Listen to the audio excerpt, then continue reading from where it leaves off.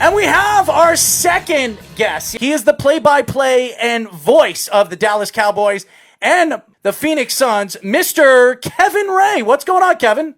Hey, good evening, fellas. How we doing? We are good, man. I mean, everything that's going on in the world, we can only just move forward, not backwards. How are Exactly. you and your family doing? Doing well. I'm blessed to live here in a beautiful city, Phoenix, where got a house, a backyard, and a pool. So it's hard to complain too much. I know there are a lot of folks who are making much bigger sacrifices in much smaller surroundings. So it's all things considered, no complaints here. What are your thoughts to the Dallas Cowboys offseason so far? They gave Amari Cooper a $100 million contract, and they believe right now, as what we've seen so far, that Dak Prescott is the quarterback of the future, but they franchised him. So where is this team heading? Well, if I were giving it an offseason grade report, and obviously keeping in mind the circumstances, but I would have to grade it as an incomplete because, you put the franchise tag on Zach, you get the long-term deal, the big money deal done with Amari Cooper, but there were several departures via the free agents or via the defense, and to me, that's where this draft is certainly going to have to be focused, is on the defensive side of the football and looking for some other free agent gems potentially. But right now, I would have to grade it an incomplete because they haven't been able to hammer out a long-term deal with Dak. And it's nice to get the one deal with Amari completed. But with the new coaching staff, and you look at the rest of the NFC East, I think the Eagles are going to be far improved if they can avoid the injury bug like they did last year. So the Cowboys still have a lot of work to do before the season kicks off. Kevin, you were talking about the draft and the Cowboys right now picking at number 17, and you think the defense would have to be a priority. Now, obviously, they lost Byron Jones in the offseason. They lost some other secondary pieces, and they lost Robert Quinn as the opposite side pass rusher to DeMarcus Lawrence, who had a nice year too. Is there any positional priority or even just a prospect that you would hope falls to the Cowboys at 17? And also, could you see the Cowboys potentially trading up or trading back as well? And I guess when I talk about focus on the defense in the draft, I'm not sure it would be necessarily at 17. It wouldn't surprise me at all to see them look offensively there at 17. But I think from the second round on, you could see this team being extremely active on the defensive side of the football. And I think you've got to get help in the secondary first and foremost, because you lost some quality players. And granted, they're going to be running a new defensive scheme. But that being said, you've got to have some A-list bodies back there in the secondary. And thus far, that's not come to fruition. What are your thoughts right now moving forward with Jerry Jones and where this team is heading from the draft stock that they've built over the years with the offensive line? And everybody was talking about, look how strong this offensive line is. And now this offensive line is getting old. And now you're looking towards the future of this team. And I don't know where the Cowboys' future lies with somebody like McCarthy there, because I think McCarthy is an West Coast offense type of a coach, and I don't think Ezekiel Elliott, which gave him a lot of money last year, fits what McCarthy likes to do. Well, keep in mind, Mike McCarthy's gone on record of saying it. They're not going to be altering the offense a whole lot because, you look at the personnel you have, and it becomes one of those situations where, yes, his forte and, of course, his history has been that of the West Coast offense. But you run into problems when, as a coach, if you're known for a certain scheme and you try to go in and you make 53 plus players learn your system and specifically on offense. So you get to, cut that in half versus you coming in and maybe complementing what this team has already been doing. I mean, this is an offense that has been quite successful over the last couple of seasons with Dak and, of course, what they've been able to, create with Amari Cooper here in short term. So I don't look for Mike McCarthy to fully roll out a West Coast style playbook.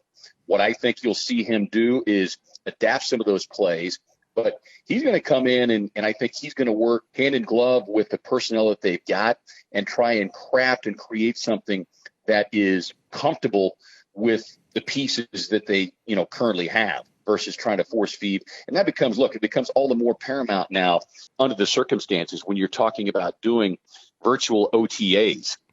So he doesn't have the luxury of a normal offseason. And I think because of that, you're not going to see a big change in the Cowboys offense. Kevin, this is actually something that Errol and I have argued about for a while, is Jason Garrett. He thinks Jason Garrett is a good coach, and I thought he should have been gone a while ago. Where did you stand on Jason Garrett and how long he stood there and how his coaching style impacted this team and this offense just in general for how long he was there? Come on, Kevin, give him some love. Yes, I do think that Jason is a good coach, but I think that even good coaches in this league, with the exception, obviously, of a Bill Belichick, they've got a reasonably short shelf life. And you could say in Dallas, because of everything that's in play there with Jerry Jones and the way that organization is structured, some would argue that Jason probably was there 3 or 4 years longer than anyone could have imagined. It's very difficult when you come in as a young coach like Jason did and try and wield the kind of authority that he ultimately needed. And there were times that he tried to be tough, but once you kind of lay that foundation and players know that, there's always going to be a handful of players that will exercise their opportunity to kind of circumvent the chain of power, if you will. And what you saw from time to time is players would just simply go around Jason and make their issues known to Jerry and Steven. And once that becomes pretty widely known, it becomes very difficult to rein that back in. I think a new setting for Jason will serve him well. And I can see him in the next maybe 3 to 5 years getting another head coaching opportunity. And, like so many of them, he will have learned from the first go round. I agree with you, and I think he's going to be great wherever he heads, and I think it's going to be Jacksonville. I've said this over and over again. Speedy can laugh all he wants. I believe Jason Garrett will win a Super Bowl, and he will shut the Cowboy fans up when he wins the Super Bowl. We have this caller who's a big fan of our show. He's a big Dallas Cowboy fan. And, Kevin, wait until you hear this ludicrous conversation we have had on this show. He actually believes that Ezekiel Elliott, if he played behind the same offensive line as Barry Sanders did in the late 90s, early 90s, he would have been just as good as Barry Sanders. Could you believe that? Well, that's a very bold proclamation. Bold? That's why we call him the Beef. And he belongs on TV. He really does. Because he is a character. He is out of his mind. And I love Ezekiel Elliott. I follow him at Ohio State. And when the Dallas Cowboys decided to draft him at number 4, I was all for it. I was very happy that they drafted him. And I'm not even a Dallas Cowboy fan. But it makes me really, really sick when he puts Ezekiel Elliott in the same conversation as Barry Sanders. It's crazy. Yeah, two very different type of runners. Barry had a stop and go gear that we've just not seen. I mean, you look at the Barry Sanders highlight reel. For any young listener you might have who has not watched the Barry Sanders highlight reel, I highly encourage you to go to YouTube because your mind will be blown with some of the moves that this guy made and his ability to slam on the brakes, pivot, change direction, and go from 0 to 70 in the blink of an eye that's what really set him apart. He was special. It was like a cartoon character. It really was. Yeah.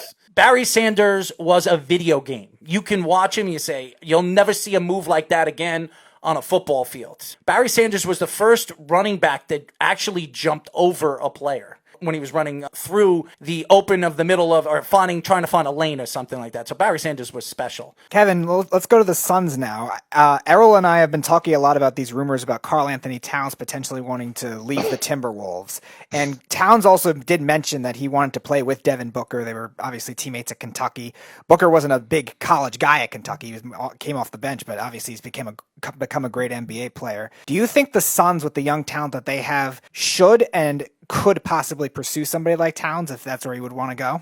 This one's been kicked around for well over a year, and it's no secret that Book and Cat are big friends, extremely tight. Then you throw, D'Lo in there, so he's already in Minnesota. But you look at the money and the investment that Minnesota has put into Karl-Anthony Towns, And I just don't see, as much as they may want to play together, I just don't see Minnesota making any kind of move to get rid of Karl-Anthony Towns. And if you're the Suns, what are you going to have to give up in order to get a player like a Karl-Anthony Towns? And when you figure that to get Karl-Anthony Towns, you're going to have to give up a DeAndre Ayton, who is just beginning to scratch the surface.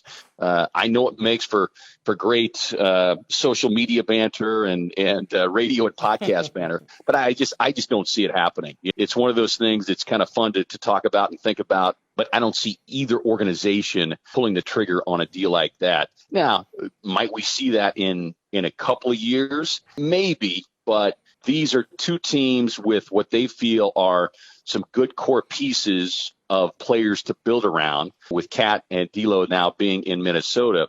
So I just don't see them ready to give up on that within the next couple of seasons. This organization has been looking for a winning product. Look how many first-round draft picks they've been putting around Devin Booker over the last couple of years. Devin Booker just got his big contract last year. Where does this team go moving forward? You were just talking about Ayton, and we don't know what Ayton's going to be, but Ayton in the last 2 years has been stagnant. He's not been the same player that we thought he was going to be coming out from college. I do believe he's going to get better. He's young. He's 21 years old. But where do you see this team? This year was really difficult to gauge, because you got DA, who is now just in his second year, only played 1 year at college. And the one thing that Monty Williams, the Suns head coach in his first year, the one thing that he has talked about consistently is the patience that's required of a big man. When you are an organization, when you're a coach,